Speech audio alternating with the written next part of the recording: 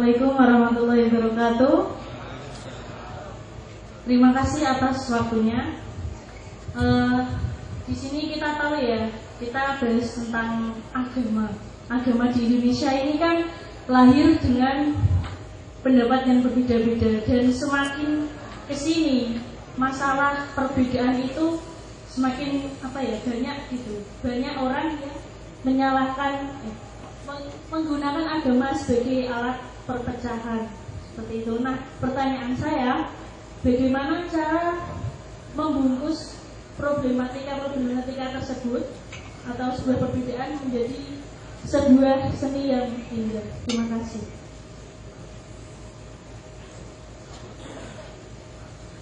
Assalamualaikum warahmatullahi wabarakatuh.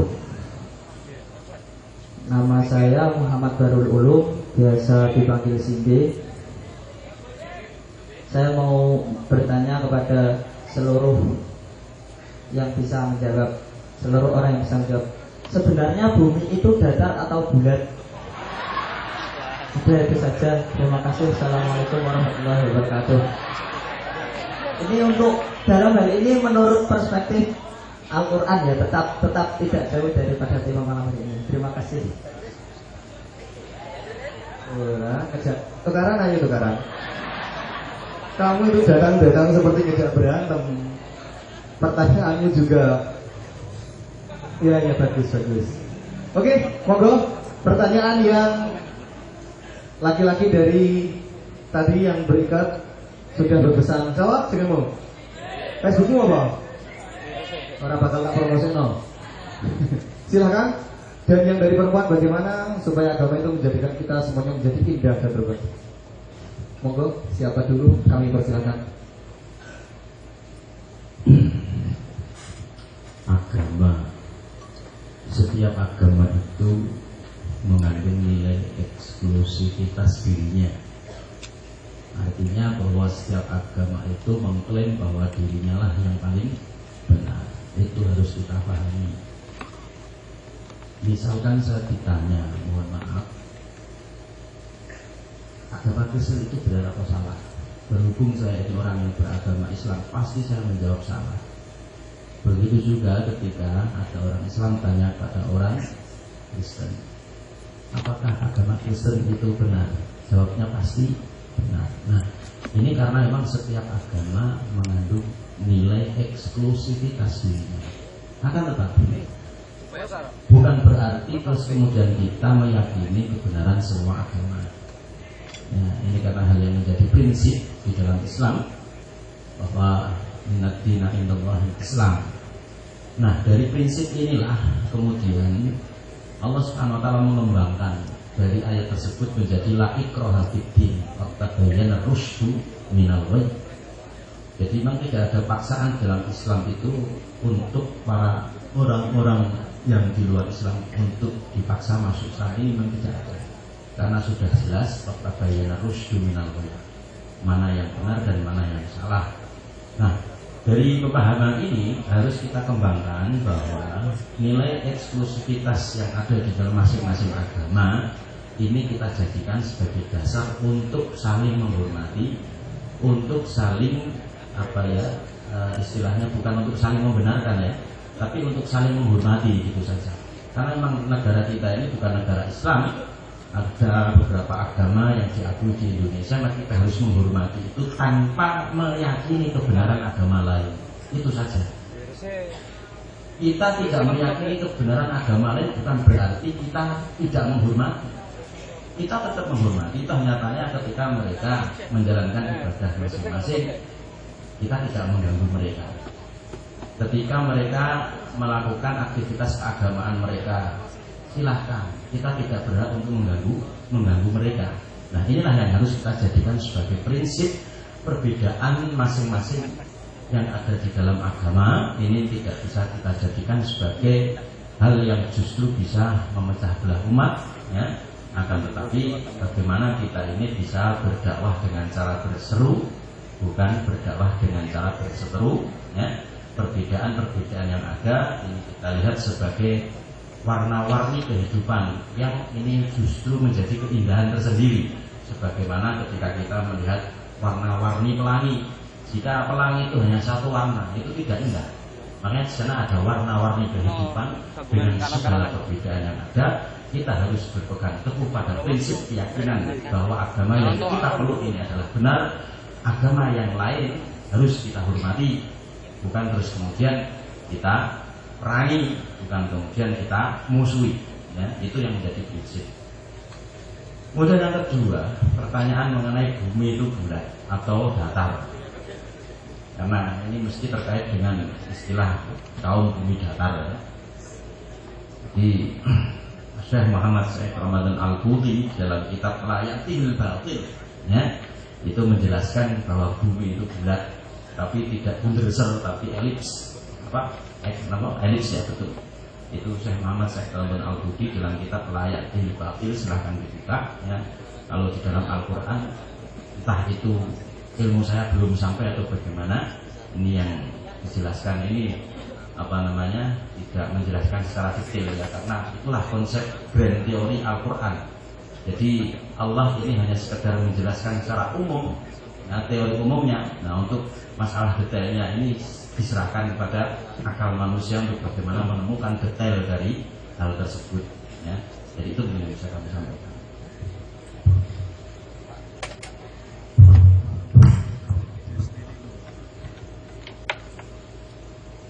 Kalau saya ditanya mana yang agama yang paling benar, Islam. Karena saya penganut Islam. Kalau ada orang yang mengatakan semua agama itu sama, benar, itu malah keliru. Sampean pasti masih ingat lakum dinukum waliyadin. Nah, disinilah turunan keyakinan kita ada perbedaan keyakinan, dan sehingga ada teori yang namanya toleransi, menghormati sesama. Nah, itu satu teori yang harus kita tanamkan pada diri kita, bangsa Indonesia yang berbeda-beda suku, ras, bahasa, agama. Itu untuk menambahi apa yang dikatakan oleh beliau Gus Nasif. Terus selanjutnya Mas Simbe ini tanya datar atau bulat bumi ini. Sejauh pengalaman saya yang perjalanan mulai Sabang sampai Merauke, saya pernah di Sumatera, pernah di Maluku, pernah di Papua. Saya kok nggak melihat kebulatan bumi. Yang ada hanya datar dan benduk gitu aja. Ada gunung, ada laut kayak gitu. Saya belum menemukan itu. Itu perspektif saya, karena pengalaman saya. Mungkin Mas Adam punya pengalaman lain, monggo.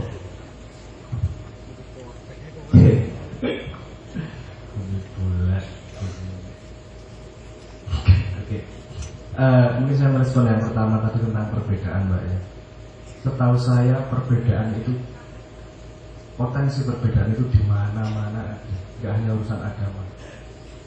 Hanya kita bisa mentolerir atau tidak, atau hanya kita bisa membijaksanainya atau tidak. Contohnya begini, saya mengeluarkan kalimatnya. Saya baru saja, di Bandung ini bahasa Indonesianya apa ya? Ditimpuk, dilempar. Saya baru saja dilempar batu. Kalimatnya jelas atau tidak? Anda paham nggak kalimat saya itu? Saya baru saja dilempar batu. Paham nggak kalimat saya? Paham? Lu angel, rasa mikir ruwet-ruwet. Saya baru saja dilempar batu. Lotrak. Paham nggak? Ada perbedaan pendapat nggak di situ? Nggak ada. Ada. Bedanya apa? batunya warnanya apa? Ada yang membayangkan putih, ada yang membayangkan merah, ada yang membayangkan batu baterai. Boleh toh, kan namanya batu toh. Nah, terus ada yang membayangkan besarnya sak kepel, ada yang membayangkan besarnya sak jempol. Ini kan beda semua nih interpretasinya. Tapi kita sampingkan perbedaan itu karena sudah cukup informasinya untuk kita bisa mengetahui apa yang terjadi. Paham maksud saya? Jadi pada dasarnya kita ngomong apapun pasti ada bias dan ada perbedaan. Jangankan sebuah konsep yang besar, hanya konsep segitu aja pasti ada perbedaan. Cuman kita bisa memilah, wes rapopo, nggak perlu sedetail itu pengetahuannya tentang batunya, yang penting saya tahu kejadiannya, kan gitu. Itu kan proses toleransi, itu proses memahami. Paham nggak maksud saya? Jadi apapun yang katakan, jajal nganggo kalimat apa wae, pasti ada interpretasi lain, pasti ada perbedaan pendapat. Cuman kita bisa memahami atau tidak. Kalau setahu saya Islam mengajarkan bahwa kita toleransi, kita mengajarkan menghargai pendapat orang lain, agamamu, dan seterusnya, karena persamaan itu pasangan dari ilmu. Dan persamaan ini, kalau ilmu pengetahuan itu kemampuan membedakan A dengan B, membedakan nomor satu, itu namanya pengetahuan. Al-alim. Kalau setahu saya al-alim itu selalu ditemani dengan al-hakim. Al-hakim itu artinya kebijaksanaan. Pengetahuan itu kemampuan membedakan. Kebijaksanaan itu kemampuan untuk mencari persamaannya. Nah, maksud saya, ini kambing, ini wedhus, padha itu. Ini kambing, ini sapi, ini ayam. Itu pengetahuan. Ini sama-sama makhluk Tuhan, itu kebijaksanaan. Ini sama-sama bermanfaat buat manusia, itu kebijaksanaan. Nah, kadang-kadang kita perlu pakai pengetahuan, kadang-kadang kita perlu pakai kebijaksanaan, tergantung tempatnya. Untuk teman-teman yang jomblo ini, kalau Anda cari pasangan, jangan pernah pakai pengetahuan. Lebih cepat pakai kebijaksanaan. Dek, senangnya film apa, Dek? Avenger. Aku juga loh, Dek. Nah, lebih cepat deketnya. Senangnya film apa, Dek? Horor. Aku juga loh. Kalau Anda pakai pengetahuan, Anda senangnya film apa? Horor. Film cah cilik ngono ae seneng. Film itu yang beneran kok. Seneng ora pasangannya? Enggak kan? Bagaimana kebijaksanaan itu membawa perdamaian, dan pengetahuan kadang-kadang bisa membawa perpecahan justru. Walau kadang-kadang penting juga kita pakai pengetahuan. Jadi pengetahuan harus seimbang dengan kebijaksanaan. Perbedaan itu pasti di mana-mana ada. Wes toh, tidak ada satu orang pun sama di dunia ini. Saya harus ngomong teori heuristik hermeneutik tentang itu. Tapi itu tidak ada satu orang pun sama di dunia ini. Kalau sama, ngopo gak usah gawe loro. Orang efektif revisian. Terus gawe semua orang unik dengan dirinya sendiri, dan justru itu sepemahaman saya nanti kita pulang kembali ke Tuhan bahwa novelnya masing-masing, novel perjalanan hidupmu masing-masing. Maka bikinlah novelmu yang menarik, yang baik, yang bagus, sehingga nanti masuk ke perpustakaan Tuhan, taruh di rak yang baik. Bayangnya gitulah. Jadi untuk urusan perbedaan itu keniscayaan tidak akan pernah bisa dihilangkan. Bagaimana kebijaksanaan kita memahami perbedaan itu menjadi sesuatu yang menumbuhkan, bukan sesuatu yang menghancurkan. Itu aja mungkin jawaban. Merasa tangan kamu berat. Santai aja. Bumi datar. Allah. Setahu saya kitab, kalau Anda membayangkan orang dulu taunya bumi itu datar, sekarang tahu bulat.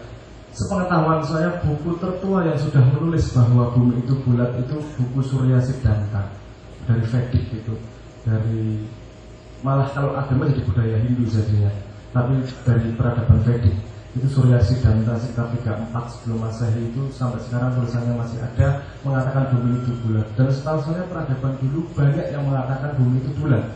Macam ngomong modern kok. Dan aku ngasih dilesoni wong ya tentang perdebatan bumi itu datar atau bulat. Ya bumi itu bulatnya gini. Kalau gundukan itu maksudnya apa? Sampai tadi bilang lihatnya gundukan, ada gunung, ada lembah. Anda membayangkan bola biliar. Bumi itu halusnya kalau digedein segede bola biliar itu lebih halus daripada bola biliar. Berarti munggah meduli ini banget dibandingkan bulatnya itu. Untuk membuktikan sederhana. Siapa di sini pendukung bumi datar? Gak ono ya, oke. Akulah pendukung bumi datar.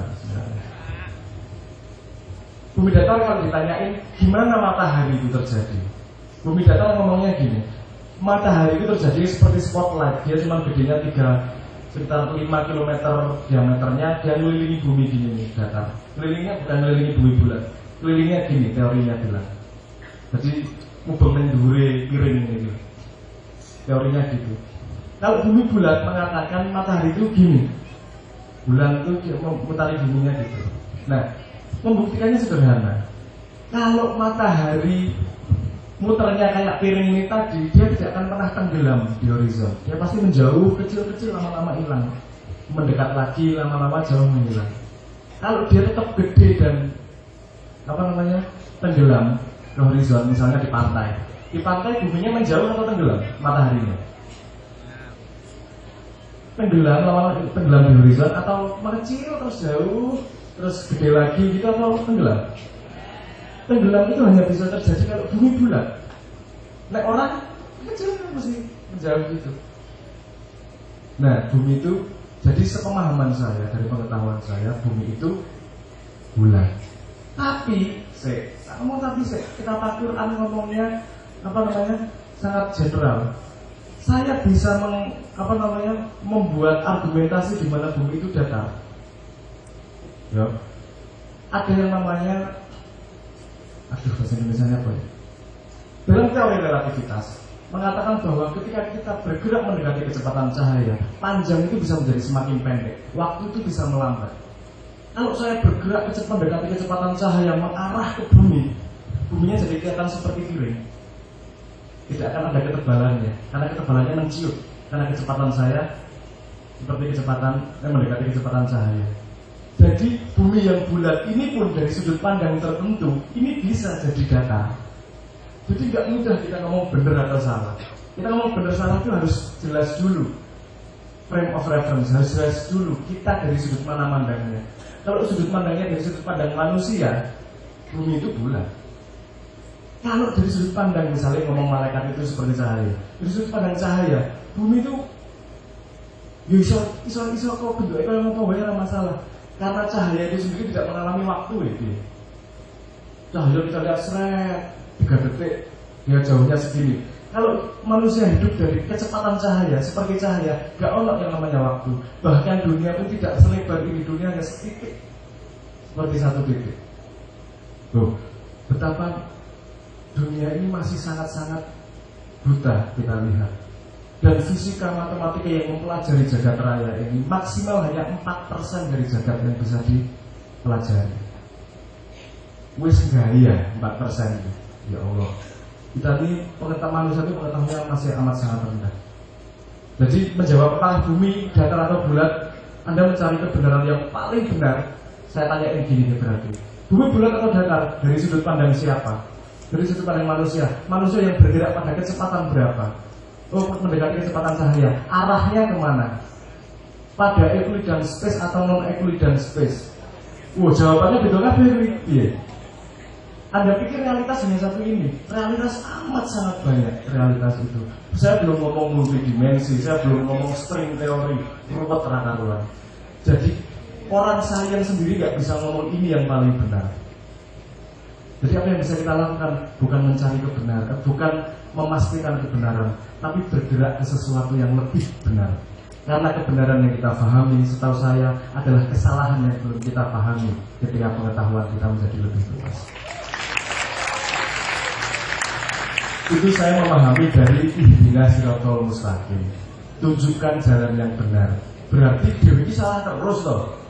Kan gitu, saya mikirnya tadinya. Lu ki bener-bener bersolat tunjukkan jalan yang benar terus, tunjukkan jalan yang lurus terus.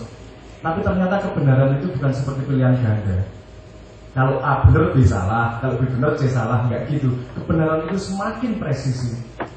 Kalau tadinya tahu kilometer, semakin presisi jadi meter, semakin presisi jadi sentimeter, jadi milimeter, jadi mikrometer, jadi nanometer, jadi mikronanometer, pikometer, femtometer, atometer, semakin presisi. Jadi manusia tidak mungkin bisa mengetahui semua alam semesta. Jadi kita perlu bergantung kepada Tuhan untuk bisa menggait kita dalam semua perjalanan kehidupan kita. Hanya Tuhan sandaran hati. Itu lagi-lagi. Semoga menjawab deh. Jadi bener apa salah tergantung. Gue pengen piye, ngono wae. Iso dibenerke iso disalahke kabeh soalnya. Menurut.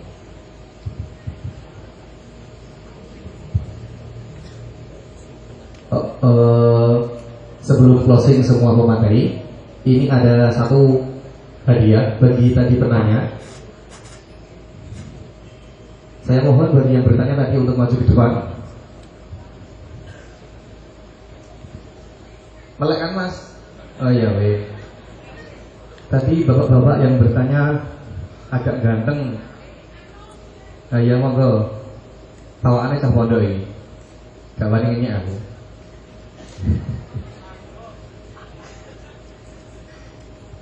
Terus mbaknya tadi jatahmu kang gagu yo.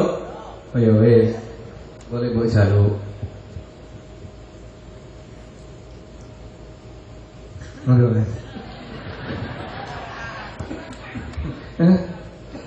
Walah sama pintu tuh nang. Ya, kami persilahkan untuk para narasumber closing sebelum nanti ditutup oleh lagu dari Mas Sabrang No Leto. Monggo.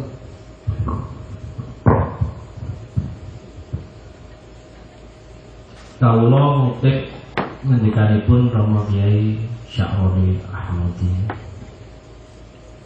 Inggih menika menawi wonten tiyang ingkang badhe negara Indonesia di damel khilafah menika tiyang ingkang boten ngertos sejarah. Ranten beliau menceritakan juga bahwa dulu beliau Kyai Sya'roni Ahmadi pernah dihukum saat ikut memperjuangkan bangsa Indonesia ini dari penjajah. Saat itu ada dalam satu tahanan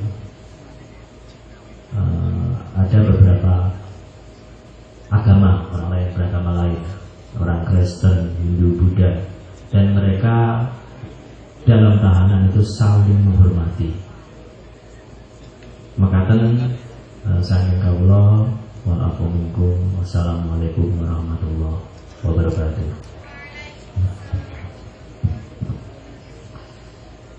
Dari kami perlu disampaikan bahwa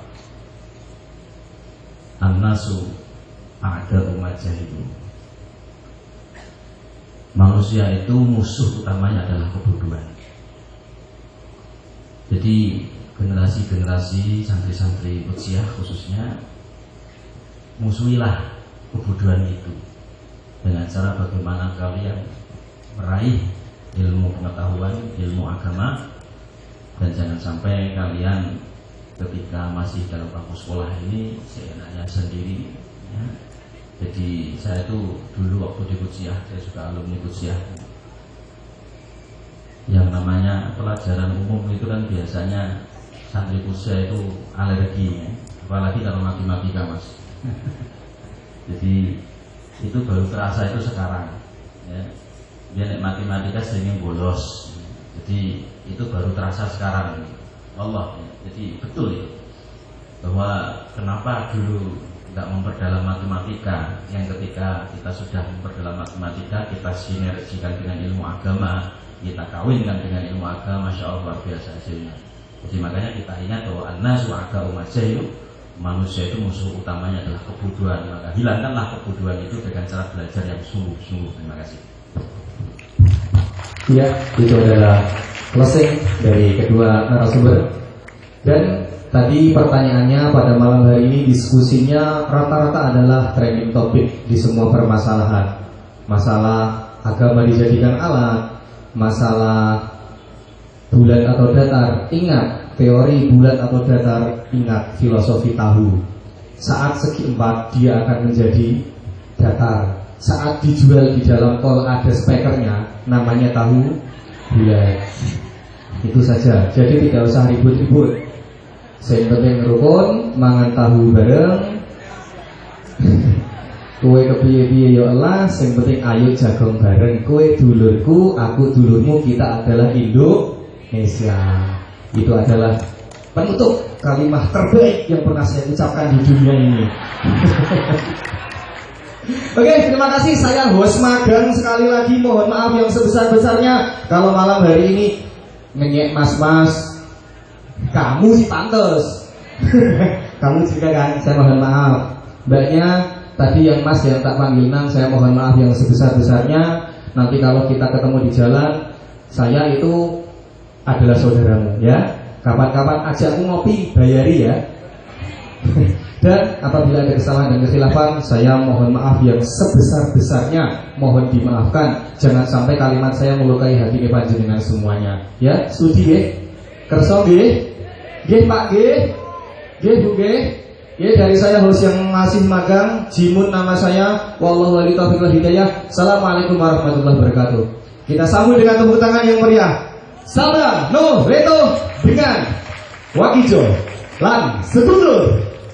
Walaupun tidak dipersilahkan ngomong penutup, mohon maaf ini saya tak ngomong closing statement. Kok kayaknya saya tidak mengancam siapa-siapa kok mas, tenang ya. Saya cuma ngomong ngajak bareng-bareng, ayo kita di sini semua siswanya Tuhan. Sesama siswa tidak bisa mengisi rapot teman. Jadi jangan gampang menyalahkan. Mari sinau bareng, gandengan, saling belajar satu sama lain. Karena tidak ada satupun yang pintar dalam hal apapun. Mari kita gandengan, belajar bareng-bareng, membawa Indonesia dari kegelapan menuju cahaya. Menabil mati nur sebelum cahaya.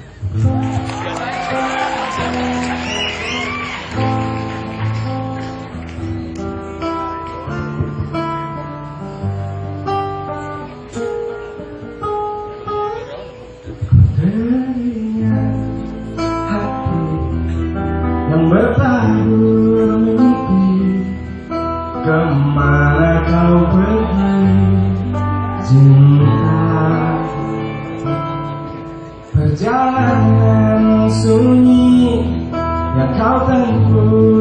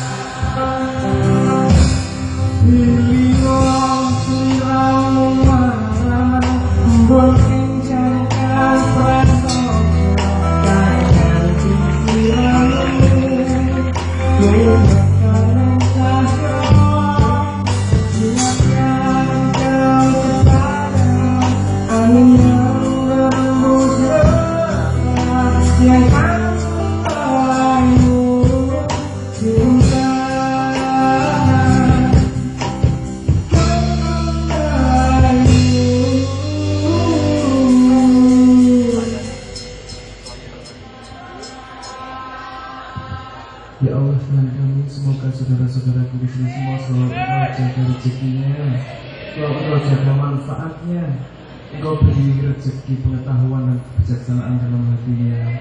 Semoga yang gak dapat jodoh sudah dapat jodoh.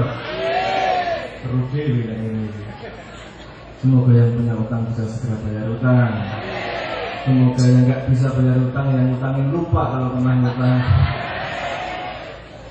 Semoga dijaga keselamatan di dunia akhiratnya. Amin ya rabbal alamin. Dan terakhir semoga kalian semua menjadi cahaya untuk Indonesia masa depannya. Amin ya rabbal alamin.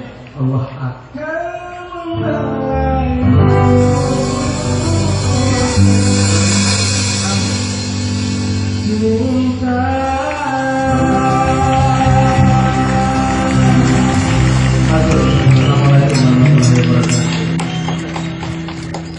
Mohon untuk keluar dengan tertib dan hati-hati. foto dulu sebentar ya.